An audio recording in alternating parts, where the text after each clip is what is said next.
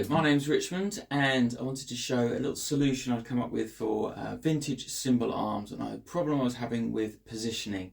Now, I'm a big fan of vintage drums. Here's a late 70s, early 80s Gretsch, and I also love the convenience of having the bass drum mounted cymbal arm.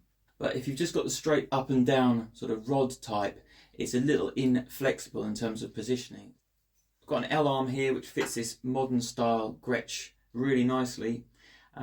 But even with that forward movement that way or that way, it's still a little bit limited unless I use a boom section. So I know not one for the purists, but I did find this nice Premier boom, which I think's early 90s, and would have originally gone onto the sort of L-arm cow horn style tom holder. But the issue I found was that this down post is quite long.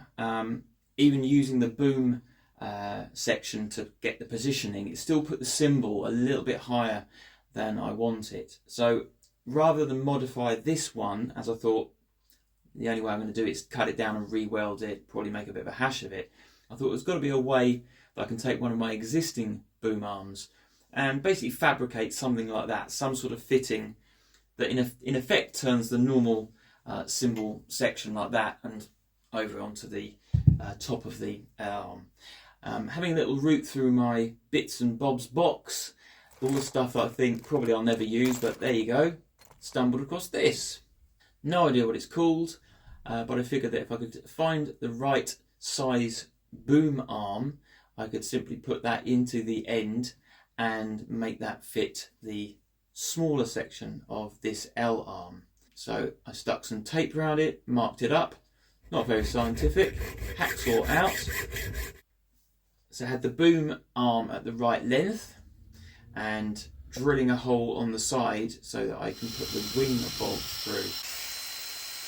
And I need to coax this section into the tube.